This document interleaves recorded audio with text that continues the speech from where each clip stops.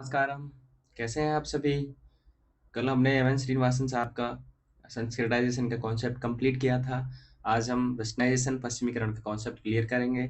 Mains का एक question लिखेंगे और 3 से 4 फैक्ट प्रीलिम्स के लिए जो आते रहेंगे, वो भी समझेंगे।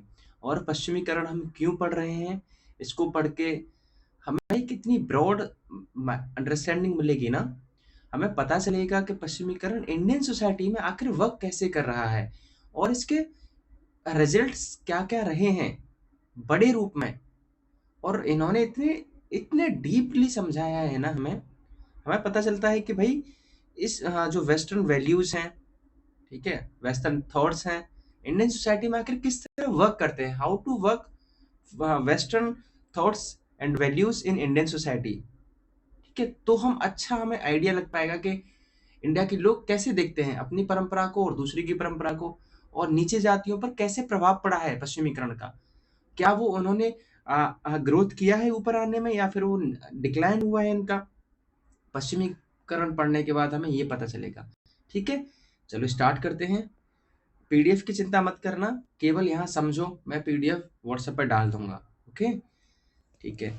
तो और हाँ, प्रीलिम्स के लिए देखो, हाँ, इनकी परिभाषा पूछी जाती है। परिभाषा में मेन पॉइंट क्या है, और 3 प्रकार के पश्चिमीकरण: प्राथमिक पश्चिमीकरण, द्वितीयक पश्चिमीकरण, तृतीयक पश्चिमीकरण किसने बताया है, वो ये बताते हैं। कोई नहीं बताएगा आज तक भाई, क्योंकि डीप स्टडी इसने की है, वो ही बताएगा। उसके बाद में ये बताते हैं कि पश्चिमीकरण, हाँ, इसमें संस्कृतिकरण से या पश्चिमीकरण से जो इस पश्चिमीकरण से जो जो स्टेटस इनकंसिस्टेंसी होती है, परिस्थिति असंगतता जो होती है, वो कौन बात करता है, वो भी एम एन श्रीनिवासन साहब भी बताते हैं। ठीक है, और कुछ स्टडीज हैं, ओ एम लिंच ने कहाँ की, एम एस राव ने कहाँ की है, विलियम रो ने कहाँ की है। डायरेक्टली मेंस तो है ही, ये पूछ लिया जाता है प्रीलिम्स में भी।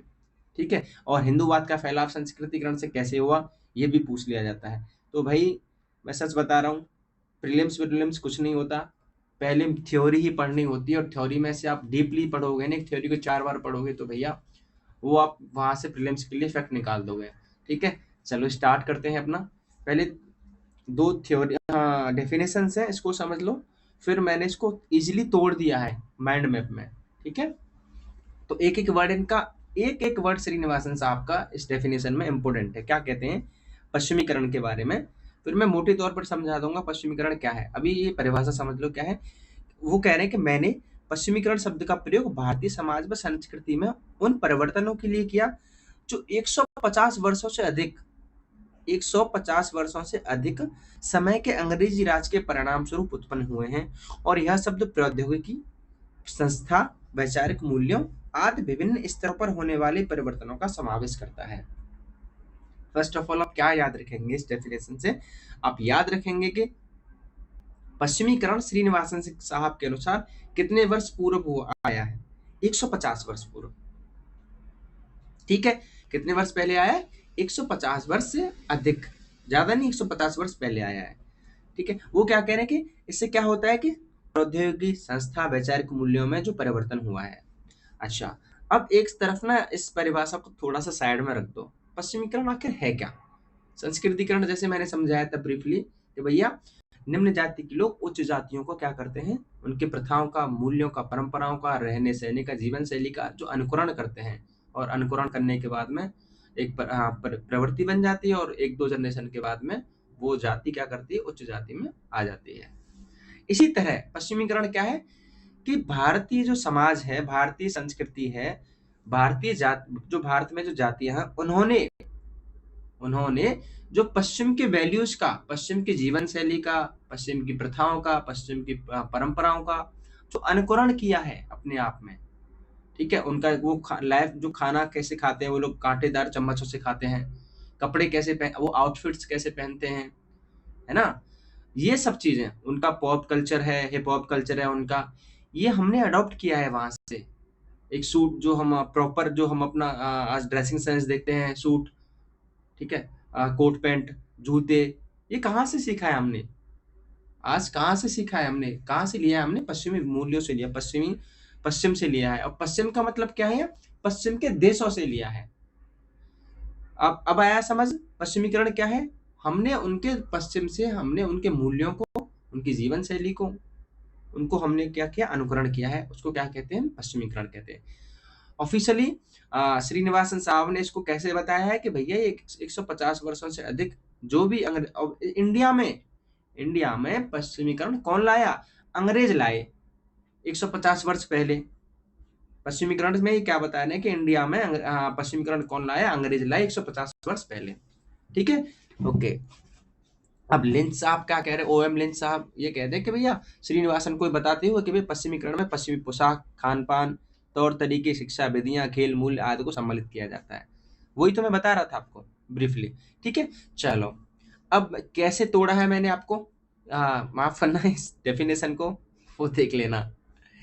तो पश्चिमीकरण क्या है, इसकी परिभाषा यहाँ पे देखो, भारतीय समाज और संस्कृति में ब्रिटिश शासन के 150 वर्षों के दौरान जो मुख्यतः जो तीन स्तरों पर जो परिवर्तन आया है, वो कौन कौन सा आया है। संस्थागत तौर पर, इंस्टीट्यूशनल स्टेज पर संस्था क्या होती है, जैसे शिक्षा प्रणाली में, कानून में, प्रशासन में, शासन में, सरकार में। ठीक है, हमने क्या किया है कि वहां से मूल्यों को कॉपी किया है। शिक्षा प्रणाली, अंग्रेजों की शिक्षा प्रणाली काफी हद तक आज दिखाई देती है, कानून उन्हीं के हैं। प्रशासन में बहुत सारा उनका योगदान है। वैचारिक के तौर पर, आइडियोलॉजिकल थॉट पर क्या है, मानवतावाद के जो हमने सिद्धांत दिए हैं, जो रेशनलिटी ली है, थॉमस हॉब्स, ल्यूको, जेएस मिल, धर्मनिरपेक्षता, सेक्युलरिज्म। ठीक है, ये कहाँ से लिया है हमने, कहाँ से झलक दिखती है, पूरी तरह से नहीं लिया, मतलब पूरी तरह से नहीं लिया, लेकिन झलक तो दिखती है ना। बहुत सारे उनके मूल्यों को हमने यहाँ कॉपी किया है। हो सकता है उनके, भाई पश्चिम का धर्मनिरपेक्ष अलग है, हमारा धर्मनिरपेक्ष अलग है। धर्मनिरपेक्ष वाला जो चैप्टर आएगा मैं अलग बताऊंगा कि पश्चिम का धर्मनिरपेक्ष कैसे अलग है और भारत का धर्मनिरपेक्ष कैसे अलग है।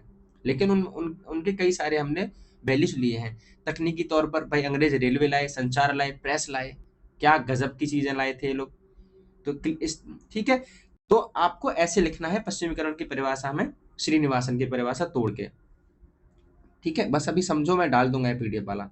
उसके बाद अब साहब ये बात हो गई कि पश्चिमीकरण के दौरान ये उनकी परिभाषा तोड़ दी। अब इसका फैलाव कैसे हुआ भारत के जनमानस में, फैलाव कैसे हुआ हम ये क्यों पूछ रहे हैं कि फैलाव कैसे हुआ, क्यों जानेंगे कि भैया भारत की सोसाइटी ने कॉम्प्लेक्स सोसाइटी है।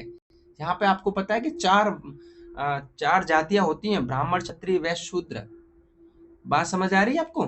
तो देखो अब चार आपको जातियां हैं और वो बहुत ही कॉम्प्लेक्स हैं अपने आप में, उसमें उपजातियां भी बटी हैं। तो फिर भाई ये किस तरह फैला, इसको ना हम माइंड मैप से और बॉक्स से बताते हैं कि कैसे फैला। यहाँ से मान लो एक बॉक्स तो ये है आपका, ये जाति व्यवस्था का है, ये वाला बॉक्स किसका है, ये जाति व्यवस्था का है। ओके, ये वाला बॉक्स किसका है, ये वर्ग व्यवस्था का है। तो मान लो ये यहाँ जातियां हैं, A B C D E F, ये जातियां हैं, और ये वर्ग है, ए वर्ग ये रहा, बी वर्ग ये रहा, सी वर्ग ये रहा। ठीक है, एक तरफ रख लो आप उच्च जाति शहरी, भाई उच्च जाति शहरी है, और नीचे क्या है, उच्च जाति है, लेकिन ये कौन सी है, ग्रामीण है।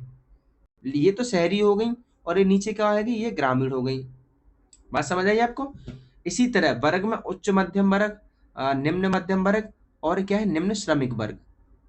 ठीक है, अच्छा अब क्या होगा, सबसे पहले अंग्रेज, सबसे पहले भाई सीधी सी बात है, अंग्रेज सबसे पहले किसके कांटेक्ट में आएंगे, किसके टच में आएंगे, साफ सीधी बात है, उच्च जाति जो संभ्रांत शहरी हैं, उच्च जातियों के तो कांटेक्ट में आएंगे ना, क्योंकि निम्न जाति के लोग तो मिल ही नहीं सकते इनसे, उन्होंने पहले से बना रखा है। ओके, चलो ठीक है। तो जब उच्च जाति के कांटेक्ट में अंग्रेज सबसे पहले आए, तो सबसे पहले किस पश्चिमीकरण के मूल्यों को अंग्रेजों से किसने लिया, इस उच्च जाति ने। ठीक है, तो इस उच्च जाति ने जब पश्चिमीकरण के मूल्यों को अपनाया, तो उसको क्या बोला, ये क्या है, ये प्राथमिक पश्चिमीकरण है। बात समझ आई यहाँ पे। ठीक है, यही मैंने आपको दिखा रखा है यहाँ पे, ये वाला एरो करके, ये वाला एरो करके। ठीक है, उसके बाद प्राथमिक पश्चिमीकरण हो गया, प्राइमरी वेस्टर्नाइजेशन हो गया। अब क्या है, जब प्राथमिक पश्चिमीकरण वाले लोग के द्वारा, अब वो क्या होगा, निम्न भाई मध्यम वर्ग वाले आएंगे ना, ये वाले मध्यम वर्ग वाले आएंगे, क्षत्रिय आएंगे। प्राथमिक पश्चिमीकरण में कौन, उच्च जाति संभ्रांत शहरी आ गए। अब मध्यम वर्ग वाले आएंगे, क्षत्रिय, मान लो क्षत्रिय और कुछ जातियां हैं। अब प्राथमिक वालों में वो टच में आए, तो जब क्षत्रियों का जब पश्चिमीकरण हुआ, तो उसको क्या बोला गया, सेकेंडरी पश्चिमीकरण, क्या हुआ, द्वितीय पश्चिमीकरण। बात समझ आई आपको? चलो ये भी क्लियर हुआ। अब क्या होगा, जब प्राथमिक पश्चिमीकरण और द्वितीय पश्चिमीकरण के टच में जो तृतीयक, जो निम्न श्रमिक वर्ग जो टच में आया, जो प्राथमिक और द्वितीयक लोगों के द्वारा जो निम्न श्रमिक वर्ग जो टच में आया, उनका जो पश्चिमीकरण हुआ, उसको क्या बोला श्रीनिवासन साहब ने कि भैया ये क्या है, ये तृतीय पश्चिमीकरण है। कौन सा है, तीसरा पश्चिमीकरण है। तो ये क्लियर पॉइंट है कि प्राथमिक पश्चिमीकरण किसको कह रहे हैं, द्वितीयक पश्चिमीकरण किसको कहा है, और तृतीयक पश्चिमीकरण किसको कहा है। ठीक है, जब ये जाति व्यवस्था से बाहर निकला, मतलब वर्गों में फैला, तो ये वर्गों में चला गया। बात यहाँ तक क्लियर है ना, यही क्लियर होना चाहिए। अब समझ आया कि कैसे फैल गया है, कैसे फैला है इंडियन सोसाइटी में पश्चिमीकरण। ओके, अब क्या होता है, आगे चलते हैं। चलो थोड़ा सा और इसमें कॉन्सेप्ट आगे बढ़ते हैं। ठीक है, आगे चल के थोड़ा सा अब ये भी मैं बता दूं कि भाई संस्कृतिकरण और पश्चिमीकरण एक दूसरे से क्या है, जुड़ा है। आगे जाके सिद्ध होगा, हमें यही सिद्ध करना है आगे चल के कि संस्कृतिकरण ने हिंदूवाद को कैसे फैलाया है। ओके, चलो तो ये क्या हुआ, अब मान लो तृतीय पश्चिमीकरण क्या है, कौन सा, निम्न श्रमिक वर्ग है भाई, सबसे बड़ा लोअर, हाँ लोअर क्लास है ये। ठीक है, मान लिया। तो अब क्या हुआ इसमें, लोअर क्लास में भी तो उच्च जाति मतलब उच्च जाति होती है ना, उच्च जाति होती है और निम्न जाति भी होती है। तो लोअर क्लास में जो उच्च जाति वाले लोग हैं, उनकी सामाजिक परिस्थिति, भाई सोशल स्टेटस उनका हाई होता है और इकोनॉमिक स्टेटस भी हाई होता है। उसी प्रकार निम्न जाति में, जो निम्न श्रमिक वर्ग में जो निम्न जाति है, उनकी सामाजिक परिस्थिति क्या है, क्या है उनकी सामाजिक परिस्थिति, भाई लो ही होगी। नीचे की ओर मैंने एरो लगाया है, यहाँ पे लो है, लेकिन उन्होंने पैसा कमाया है, पैसा कमा लिया निम्न जाति में। उससे क्या हुआ, उनकी जो इकोनॉमिक स्टेटस है, आर्थिक परिस्थिति है, क्या हो गई भाई, उनकी उच्च हो गई, उच्च हो गई। तो जब आर्थिक परिस्थिति उच्च हो गई और सामाजिक परिस्थिति क्या है, उनकी निम्न है, तो इसमें इनकंसिस्टेंसी आ गई ना इनमें, है ना, हाँ ठीक है, ये परिस्थिति असंगतता आ गई। तो इसको, ये कैसे आई, परिस्थिति असंगतता कैसे आई, पैसा कमाने से, जाहिर सी बात है पैसा कमाने से। तो भैया आप इसको ठीक कैसे करें, इसी असंगतता को ठीक कैसे करें, ये कैसे होगी, ये संस्कृतिकरण के कारण होगी। कैसे होगी, संस्कृताइजेशन के कारण होगी। ठीक है, इस बात की पुष्टि किस कौन कौन आदमियों ने करी है। मैं फिर से रिपीट कर रहा हूं कि जो परिस्थिति असंगतता है, स्टेटस इनकंसिस्टेंसी है, वो संस्कृतिकरण के द्वारा ठीक होती है। ठीक है, मान लिया। लेकिन इस बात की पुष्टि कौन करेगा, इस पर रिसर्च हुई होगी, तो हाँ इस बात पर 3 लोगों ने पुष्टि करी है कि भैया परिस्थिति जो असंगतता है, वो 3 लोगों ने बताई है कि भैया इसको संस्कृतिकरण ने ठीक किया है। पहला, विलियम रो, इन्होंने बनारस के सैनपुर गांव का अध्ययन किया, पहला नौनिया जाति का। तो भैया ये ना आप प्रीलिम्स के लिए भी फैक्ट लिख लेना कहीं साइड में। हाँ, सैनपुर बनारस के नौनिया जाति में अध्ययन किया। ये जाति क्या करती थी, नमक बना रही थी। अब जब अंग्रेजों के कांटेक्ट में आए, तो अंग्रेजों ने इनको सड़क बनाने का क्या दे दिया, ठेका दे दिया। तो इनके पास पैसा हो गया, आर्थिक स्थिति तो बढ़िया हो गई। ये क्या करने लगे, अपने आप को क्षत्रिय कहने लगे, क्षत्रिय कहने लगे। क्यों कहने लगे, ये जनेऊ धारण करने लगे, किसके कारण, संस्कृतिकरण के कारण। इन्होंने उच्च जाति के मानक अपनाने लगे, उच्च जाति की लाइफ स्टाइल को अपनाने लगे। तो ये क्या बन गए, कुछ दिन बाद में क्षत्रिय बन गए। क्या कहलाए, क्षत्रिय कहलाए। ओ एम लिंच, इसने कहा, इन्होंने कहाँ पे अध्ययन किया, आगरा के जाटवों में अध्ययन किया। ठीक है, ये क्या है भाई, ये इनकी भी पास क्या थी, असंगतता थी, परिस्थिति असंगतता थी। इन्होंने भी पैसा कमाया और दूर किया अपने आप को। ठीक है, और इन्होंने भी उच्च जाति के मानक अपनाए संस्कृतिकरण के द्वारा। और ये क्या कहले, ये भी आज ये भी क्या कहलाते हैं, क्षत्रिय कहलाते हैं। एम एस राव, इन्होंने माधवपुर गांव का अध्ययन किया, जहाँ डेयरी क्षेत्र का काम होता है। इन्होंने भी अपनी असंगतता को दूर किया। ठीक है, ये भी क्या बन गए, क्षत्रिय बन गए। तो आपको 3 थिंकर्स की तो ये डालनी पड़ेगी, तभी ना दिखा पाओगे आप, इस बात की पुष्टि कर पाओगे कि भैया हाँ परिस्थिति असंगतता के कारण ये लोग क्या हुआ, संस्कृतिकरण हुआ है। ठीक है, लेकिन पश्चिमीकरण का ये रिजल्ट हुआ, कहाँ मिल गया, संस्कृतिकरण में। तो अब यहाँ कह सकते हो कि हिंदूवाद का जो फैलाव हुआ है ना, वो संस्कृतिकरण से हुआ है। बात समझ रहे हैं आप? तो देख लो, संस्कृतिकरण, पश्चिमीकरण, संस्कृतिकरण और पश्चिमीकरण एक दूसरे से संबंधित है या नहीं है, ये क्लियर हुआ आपका? ठीक है, चलो अब इनका क्रिटिसिज्म देख लेते हैं। बाईएस मतलब, हाँ, योगेंद्र सिंह यादव क्या कहते हैं कि भैया जो पश्चिमीकरण को ये पश्चिमीकरण को क्या मानते हैं? विखंडित प्रक्रिया मानते हैं। अब यहाँ सीधा मेंस में प्रीलिम्स में क्वेश्चन आ जाएगा कि पश्चिमीकरण को विखंडन या फिर विखंडित प्रक्रिया किसने माना? तो फिर आप घूम जाओगे। किसने माना? योगेंद्र सिंह यादव ने माना। ठीक है? और ये क्या कहते हैं भैया? आधुनिकीकरण को अधिक वैज्ञानिक मानते हैं, ये पश्चिमीकरण को विखंडित प्रक्रिया मानते हैं। आलोचना में कह रहे हैं। अब डैनियल लर्नर साहब क्या कह रहे हैं कि ये केवल एक विशेष क्षेत्र मतलब पश्चिम क्षेत्र की ही बात करता है, मतलब यूरोपियंस की ही बात करता है, पूरे क्षेत्र की नहीं। ठीक है? आगे क्या है कि ये सिद्धांत यह नहीं बताता कि अलग-अलग जातियों ने पश्चिमीकरण को अलग-अलग तरीके से क्यों अपनाया। ये सिद्धांत मान लो श्रीनिवासन साहब कह रहे हैं कि भैया अलग-अलग जातियों ने पश्चिमीकरण को तो अपना लिया और हमें भी दिखता है कि पश्चिमीकरण को अपनाया है। आज चारों जातियों में भाई सबके पास फ़ोन है, सबके पास वही ड्रेस है,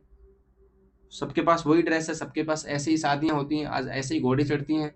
दलित वर्गों वो अलग बात है कि दलित आज जो बारात निकालते घोड़ी पे चढ़ के, आज उसका कहीं के विरोध देखा जाता है, उन पे भाई उनको मारा भी जाता है, फिर पुलिस प्रोटेक्शन बुलानी पड़ती है।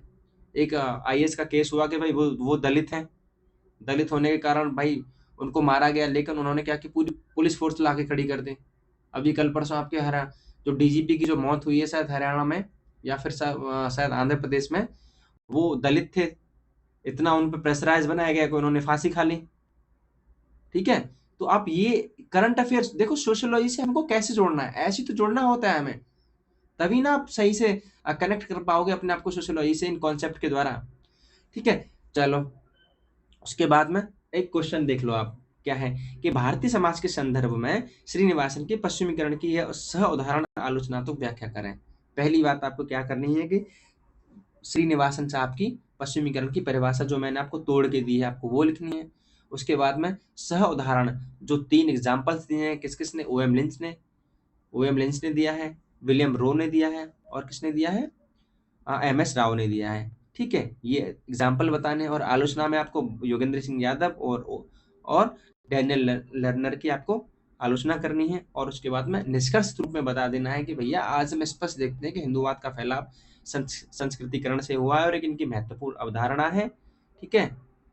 पश्चिमीकरण के बारे में इतनी डीप स्टडी करने के लिए इनका समाजशास्त्र में अमूल्य योगदान है और वो स्पष्ट दिखता भी है आज। चलो, तो ये आपका टॉपिक कंप्लीट हो गया। मिलते हैं, शायद डोमिनेंट कास्ट का इनका एक टॉपिक बचा है, मैं कल कराऊंगा। उसमें कई सारे फैक्ट भी हैं प्रीलिम्स के लिए और मेंस के लिए। मिलते हैं नेक्स्ट वीडियो में, बने रहिए। Have a good day. जय हिंद।